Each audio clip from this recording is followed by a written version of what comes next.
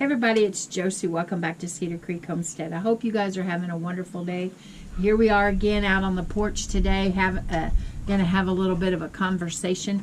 And I'll tell you, it's a little bit chilly, but I've actually been a little bit chilly all day, even inside the house. And so anyway, I'm all wrapped up here, and I thought we'd spend a little bit of time now. We've had 2 conversations on the gas stoves, and you wouldn't think that we would have anything else to talk about, but I did do a little bit more research. I have a few more things to say about it. Then I have some other information that pertains to this or goes along with this that I thought that we might talk about for a little bit. We all know that this came up about the gas stoves and the powers that be considering a ban on them, and whether that was true or whether that was false. And we had that conversation, and we know that the Biden administration has kind of backed off of that some. They are not interested at this time of making a federal mandate to ban gas stoves and other gas appliances, but there are several cities that have already went ahead and made those bans, moved in that direction. We know that Los Angeles, San Francisco, San Diego, Seattle, and New York City have all taken steps in varying degrees of banning natural gas appliances. And most of them so far is not in existing buildings, but in new construction. Now, different ones would argue, well, that that's going to take years and years and years for that all to fall into place and to take effect and become the rule. But they have already began. Some of them have to, beginning in April of this year, all new construction has to have electric. They can't have any of the gas hookup for their appliances. It has to be electric.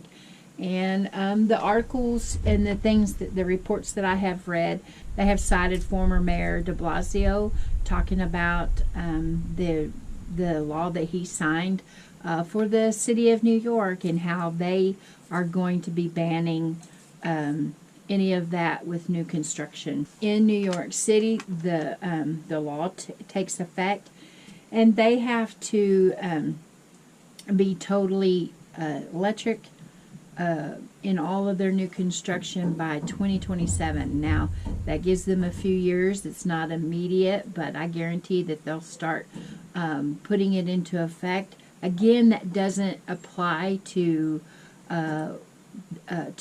apartments and homes that are already built. Those will have to be retrofit, but it makes me wonder how long it will actually be before they go back and they make some other kind of restrictions. Those that live in older homes or homes prior to this new law will have to have their homes retrofitted. And these are city and state laws. These are not federally mandated as of yet, but it makes you wonder how long it will be before their minds are changed. Now, the other important thing that I would like to bring out is the article that I brought to you last week involved health and them citing that asthma has went up certain percentage points in children and other health-related issues. Well, upon further reading and further of my own investigations, I have read that it is also has to do with climate change and the idea of ending fossil fuel altogether. The American Gas Association says that 187 million plus people rely on natural and propane gases for their appliance needs, for their heating needs, and that is going to be quite a big impact on people if it was to go into effect and cause everyone to have to figure out how to retrofit their appliances and their homes to go on the electric power grid. And, we've all read articles about the power grid being an aged system and that we needed major upgrades to the power system the power grid, I'm sorry, and they're talking about electric cars and the electric charging stations and all of the things that comes into play on that. We need to step back and take some serious looks at all of these things. So one thing that comes to my mind is what happens if these laws and these restrictions come into effect in 5 or 6 or 7 cities now, and then it becomes something that kind of just mushrooms out into the country and becomes effective in other areas. We know that in the big urban, heavily populated areas where there's lots of high-rise buildings, in the big cities, in the heat of summer and the cold of winter, they have a lot of blackouts, and they experience rolling blackouts, and they experience other, heavy usage and relying on the power grid, and they're all the time in the summer coming on to asking, for us to conserve our electric and only use our appliances at certain times during the day. Well, if you're in one of those high-rise buildings and the power goes out in the dead of winter or the heat of summer, you know that it's going to be some suffering. In those areas of the country, wood-burning appliances are not allowed either. And so can you guarantee that if you're in a building and you're following all of the orders and all of the restrictions, and the power goes out and people are freezing cold, that everybody else in the building is following the same safety protocols that you are? Do you need to worry about fire? Do you need to worry that somebody in their desperation to stay warm is starting some kind of fire or trying to use maybe a grill or something that is going to cause carbon monoxide poisoning or something that is unsafe for you in your high rise or in the building that you live in? The rural areas that's a little bit easier, at least in the state that I live in. The restrictions aren't there on wood burning stoves and other means of being able to keep your home warm in the wintertime and your appliances running. But with all of this stuff, with them moving towards more and more wanting everybody to get away from natural gas and propane gas and those kind of things, and forcing more people to embrace electric. And like I said last week, I love electricity. I have electric appliances. But we need to consider, what would you do if the power went off and you couldn't turn anything on because they've driven everything to electricity, and now you're in a fix because now all of a sudden you don't have the electrical power. Now my parents and other people have Generac generators and things for their homes, but if the powers that be was to say, well, not only can you not have gas appliances, now you can't have gas generators that will power your whole house for whatever reason it might be. Well, then there's another a backup alternative source of electricity, or at least power. My stepmom relies on an oxygen system for her health and her well-being, and a lot of people can be affected by those things. Now, what do they say? 2 is 1 and 1 is nothing. So we always need to think about the alternatives. And so I'm asking you today, what would you do? What is your alternative? Well, for us, because we live in an area that we do, wood is a big alternative for us. How are you going to heat, and how are you going to cook? Some of the things that I've been thinking about with this whole debate over the gas appliances and whether you're going to be able to cook with gas and heat with gas and heat your water and all of those things, are what are some other alternate ways to do these things should the power go out, and should it stay out? We have you know, all across the country, what would you do if that was to happen? Now, just a few years ago, when that cold and snow happened in Texas, we also here in Oklahoma and parts of Arkansas got a lot of snow, and the temperatures. And my parents woke up and their furnace wasn't working. And my dad's first thought was that the furnace had quit working altogether. What really had happened is that the city had turned the gas off to conserve or whatever, and they did not know it. They weren't notified. And so after that, my parents made a decision to get a Generac generator and to have a backup source for them. But even that, if there was something to happen, how would you heat? Now my parents have wood heat, so they have multiple sources of heat. So not only do they have their central system, they also have a wood pellet stove, and then they also have the backup with their generator.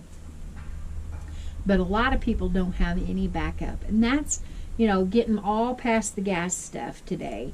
What I really want to talk about is, what would you do if there was no electric, there was no gas, and you had to figure out how to live like our grandparents lived?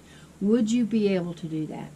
You know, if you live in those high-rise areas, those very urban areas with lots and lots of people, I would be afraid of what the answer would be for you. How would you heat? How would you be able to stay warm?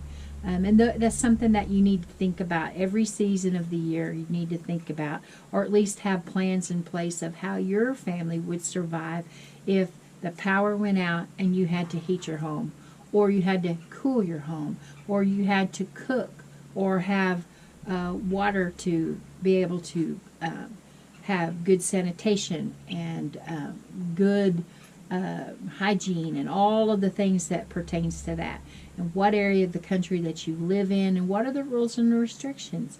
It's important that we all understand what those are for each and every one of us and what we could do about it.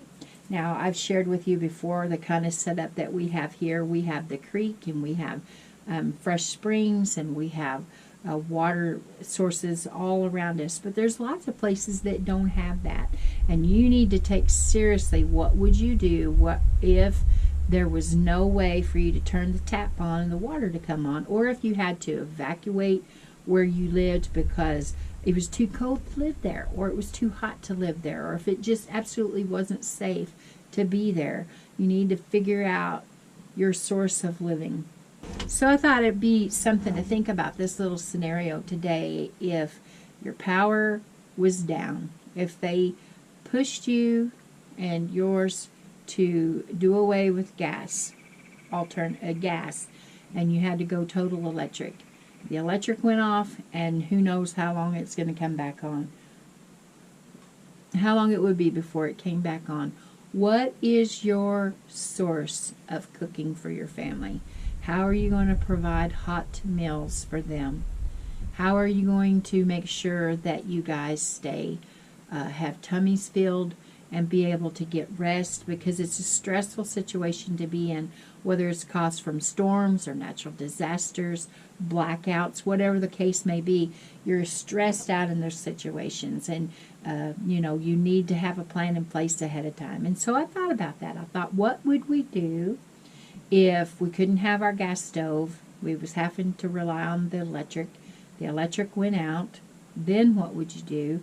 Well, you consider that you've got, a lot of people have griddles, those kind of thing. As long as you had propane or charcoal, whatever it runs on, as long as you had that source, you would have that. But if all of that was gone and we had to go back to the way it was when a lot of our grandparents and our great-grandparents were surviving in the Depression and during the war years, World War II and on, how they did those things. Do you have the skills? Do you have the know-how? Do you have the equipment? If you don't have some cast iron, if cooking outside is your answer, Then there's a few things you have to ask yourself. Do you have a wood source? Do you have the means of starting a fire, and do you know how to start a fire? What about cooking? You can't just take your fancy high dollar pots and pans out and use them on a wood stove or a campfire or whatever your means of cooking outside is going to be. You would be wise to invest in some cast iron skillets and some Dutch ovens. You don't have to go crazy if you have enough just to cook a little for your family. It doesn't require you to have 50 pieces of cast iron, but you can pick up cast iron pretty reasonably. Here comes the train. I'll have to stop for just a second. You can find pieces of cast iron really reasonably at the big box stores. They have, a lot of times you can find a 3-piece set for about $30. The camping stores, the outdoor stores, yard sales, all of those places. If you'll keep your eyes peeled, you can find good pieces of cast iron that you'll be able to use if you have to cook outside. Make this year, we're coming into late winter, and we're going to be experiencing springtime. Well, make this a time to learn how to put some of those skills into play. Learn how to cook over a campfire. If go camping, go to one of your state parks and camp, and learn how to camp on an outdoor grill or an open campfire. Make sure that you have the tools that you need. Now, something that we haven't implemented yet, but I have plans for. Blade is wanting an outdoor kitchen. He has several grills and griddles and different things, and he wants to have them all in one area. And I have plans for the Dutch oven cooking, where the flames, the coals, the fire would be down inside of a contained area for several purposes. One, I've got little grandchildren that the fire would be up and away from them. And two, I wear dresses and skirts, and I am notorious for getting myself into trouble. And I thought that would be one way to keep myself safe and keep my skirt tail from catching on fire, was if the flames were contained in an area that was away, not just an open flame there. But so I would challenge you to practice if outdoor cooking, campfire cooking is your plan, to practice ahead of time. Don't wait until there's a disaster. Don't wait till there's an emergency to learn the skill. Some of you may consider, especially if you live in areas that flames, open fire, that would be a no-no in your area. And sometimes we have burn bans here in our state when it gets dry in the summertime, and you can't build a campfire, you can't burn any kind. So where would you be in that situation? So you have to ask yourself, what else could I do? Well, there is solar cooking with the sun ovens, and there are plans out on the internet for building your own solar ovens, and there's rocket stoves, and there's all kinds of things. There's all kind of people that will show you how to build those things on YouTube and Pinterest, and that will be valuable resources for you to have. Little stoves that you can get that will burn a pretty good fire for you, a small fire where you could heat up your food for your family. Learn how to cook. Find your recipes for the kinds of foods that you could cook if you had to cook outside, and practice. I'll tell you, the first person that I really watched do this on a YouTube channel, and it was very interesting to watch her approach and the things that she did, was Appalachia's Homestead with Patera, and it was very interesting to watch her cook on her cowboy cook stove, and it was very interesting to watch all the combinations of foods that she came up with, and the way she did her cast iron skillet on her stoves, and how she worked it all around, the timing of everything. And it's important for us to practice those skills. The other thing would be for canning. Some of us are canners, and we need to think about that too. If you couldn't turn on your gas stove and you couldn't turn on an electric stove, how would you can up all of your precious things that you have coming out of your gardens? If you didn't have propane to run those Camp Chef stoves that we all have, a lot of us canners have, we just need to, put ourselves in the place where we ask ourselves the questions of, do we have backups to our backups? That's the most important thing. If they, move you away from propane, they move you away from natural gas, it never hurts to think about the backups, and it never hurts to make a plan.